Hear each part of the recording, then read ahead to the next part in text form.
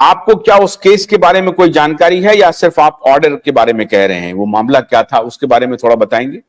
हाँ, बता रहा हूँ ना मैंने अभी जो बताया ना, उनका जो मामला है, उनका मामला यही है कि उनके क्लाइंट का, आप चाहे तो मैं पूरा उनका कॉपी भेज देता हूँ पिटिशन का और वो हाईकोर्ट के ऑर्डर्स का।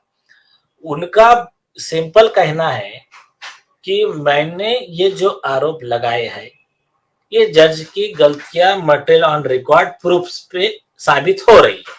तो आप मुझे मेरा आर्गुमेंट करने का मौका दीजिए, मुझे मेरी बात रखने का मौका दीजिए। मेरी बातें गलत निकलती है तो आप मुझ पर कार्रवाई कर सकते हैं। एक, अब लॉ क्या कहता है? अभी वीरेंद्र सिंह ठीक है, इनको इनके मन को कुछ भी लगेगा, कुछ भी बोलेगा, कोई प्रॉब्लम नहीं। जज के मन को कुछ भी लगेगा, वो कुछ भी बोलेगा, वो भी अलग विषय है।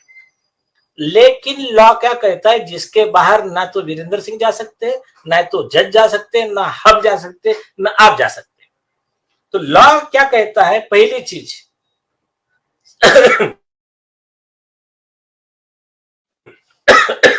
सारे जजेस पर वो एक जिम्मेदारी डालता है।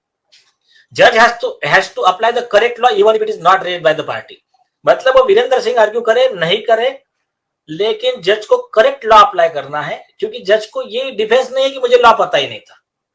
एक, दूसरा, री एमपी द्विवेदी में 1996 में सुप्रीम कोर्ट ने एक जज को सजा दिया, तो उसने बोला कि मुझे सुप्रीम कोर्ट का ये लॉ डायरेक्शन पता नहीं थे। तो कोर्ट ने कहा ये डिफेंस तो कॉमन मैन को भी अवेलेबल नहीं, तुम तो जज हो, तो उनको भी दोषी पाया। बोला लेकिन आपको जेल में नहीं भेज रहे, आप यंग जुडिशियल ऑफिसर हो, तो यहां पर तो वो डिफेंस भी अवेलेबल नहीं, क्योंकि ये हाईकोर्ट जजेस है, तो इनको वो भी डिफेंस अवेलेबल नहीं है। तीसरी चीज, अभी लॉ क्या कहता है कि अगर एक कोई किसी जज ने अपने पद का दुरुपयोग करके कोई आदेश पारित किया है, तो वो आदेश उस जज के फ्रॉड ऑन पावर के ग्राउंड पे ऊपर का कोर्ट खारिज कर सकता है, अपील कोर्ट। एक, और ऐसा कब खारिज किया था अगर सब लोगों को पता होगा, तो गुजरात के एक नीचे के जज थे, उन्होंने क्या किया, पर वो अरेस्ट वारंट 6,500 रुपए, बहुत करप्ट जज थे, तो उन्होंने कहा कि आप पैसा मेरे को इतना लाकर दो, जिसके नाम किसके खिलाफ अरेस्ट वारंट चाहिए आप मेरे से लेकर जाओ। उसमें जी टीवी के रिपोर्टर थे विजय शेखर। इन्होंने क्या किया, स्टिंग ऑपरेशन किया, कंप्लेनेंट बोल के गए और खुद का नाम शायद मेरे ख्याल से लिखा मोहनदास करमचंद गांधी, और आरोपियों में किस किस लोगों के नाम से अरेस्ट वारंट निकाले उन्होंने? नंबर एक, राष्ट्रपति के नाम से। अरे राष्ट्रपति तो ठीक है, chief justice of India, chief justice of Bombay high court, ये जजेस, वो प्राइम, जो नाम आया देना था क्या, 6,500 रुपए जो साइन किसी भी ले जाओ, करप्शन चल रहा था। फिर वो सब लेकर राम जेठमलानी जी से लेकर सारे वकील लोग सुप्रीम कोर्ट में पहुंचे। उन्होंने बताया देखिए ये करप्शन चल रहा है आपके कोर्ट में नीचे। सुप्रीम कोर्ट ने उस जज की order fraud on power, order pass by committing fraud on his own power करके उसको नल एंड वाइड डिक्लेयर किया, और उसपे लिखा कि ये ग्राउंड पे जज की ऑर्डर विशेट होती है, सेटिस्फाइड होती है। अब जब ये ग्राउंड पे सेटिस्फाइड होती है तो उसका प्लीडिंग लिखना पड़ेगा, तो उसका प्लीडिंग लिखना गुनाह कहां से हो गया? बहुत सिंपल चीज। और एक बहुत बड़ा जोक है इस कंटेम्प्ट लॉ का। 2006 के पहले कई जजेस ऐसा लोगों को घुमाते थे कि आपका आरोप सही भी है तब भी आपको बोलने का अधिकार नहीं है, मतलब कंटेम्प्ट में सही बोलने का भी अधिकार नहीं है, सही बोलने से भी आप आपका कहना सही भी रहा तब भी आप बच नहीं सकते।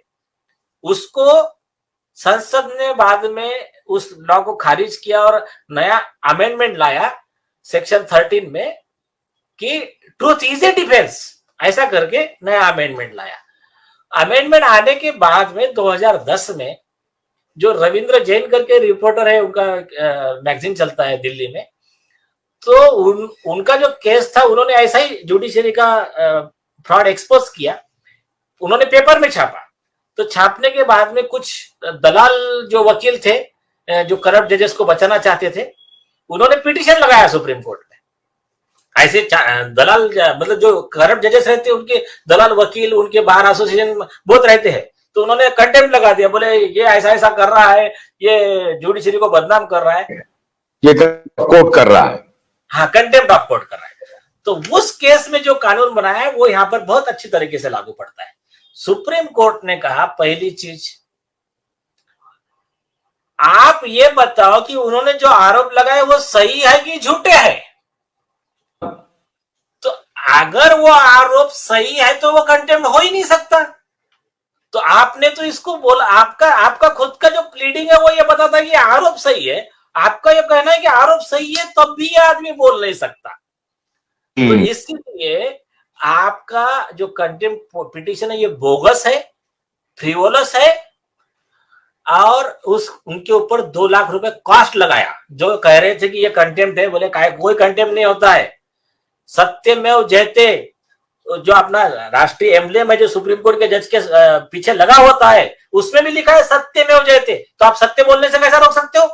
एक दूसरी चीज, ये अच्छे जजेस के वर्ड्स हैं ये मतलब ईमानदार जजेस है, इसकी वजह से तो जुडिशियल सिस्टम टिका हुआ है ना।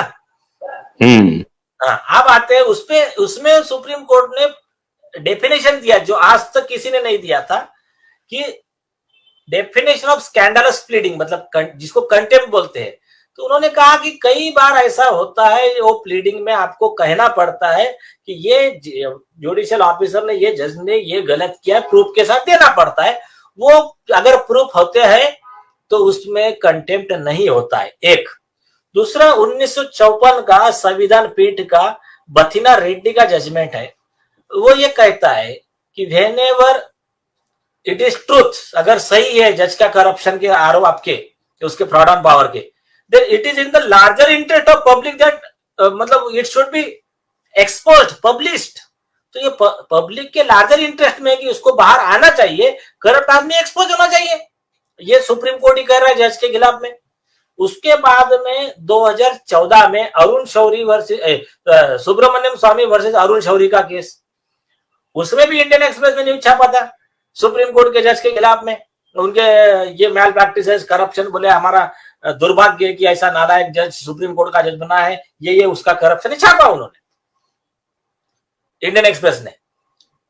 तो उसमें भी सुप्रीम कोर्ट ने कहा, ऑस्ट्रेलिया का विल्स का जजमेंट है 7 जज बेंच का, ऑस्ट्रेलियन हाई कोर्ट का, उसको फॉलो किया। उन्होंने कहा कि इवन इफ उस जज की बेइज्जती हुई है, उस जज का जज के प्रति लोगों का कॉन्फिडेंस कम हुआ है कि हाँ इसके कोर्ट में हमको न्याय नहीं मिल सकता, तब भी अगर ये सच है तो ये कंटेम्प्ट नहीं हो सकता है। इसके बाद में एक ललित कलिता का जजमेंट है, जस्टिस रंजन गोगोई जब 2007 में गुवाहाटी हाईकोर्ट में थे, तब उन्होंने एक जजमेंट दिया था, उसको सुप्रीम कोर्ट के 7 जज बेंच ने, CS कर्नल में, संविधान पीठ ने फॉलो किया। उसमें भी खुद गोगोई साहब भी बैठे थे सुप्रीम कोर्ट में।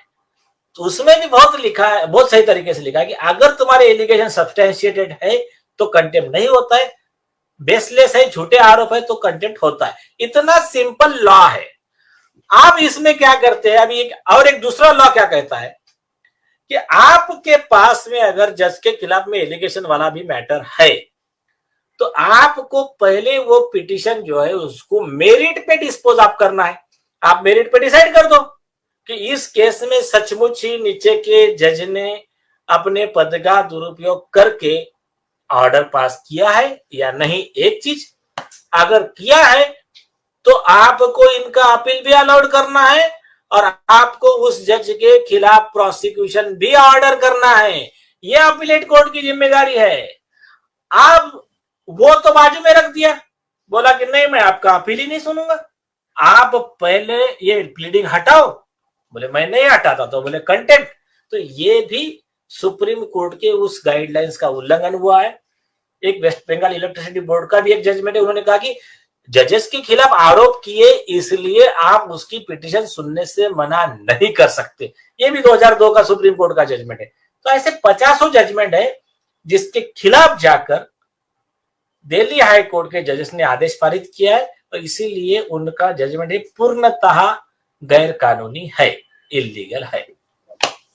भोलानाथ का ब्रश कटर एक बैटरी चालित मशीन है जिसका चार्जिंग समय 3.5 घंटे है। यह 6 से 8 घंटे के प्रभावशाली संचालन समय का दावा करता है, जिससे यह एक बार चार्ज करने पर 16,000 वर्ग फुट गेहूं या चावल के खेतों को कुशलतापूर्वक काट सकता है, जबकि इसका पेट्रोल समकक्ष व्यक्ति उसी कार्य के लिए 1,000 रुपए मूल्य का पेट्रोल खर्च करता है।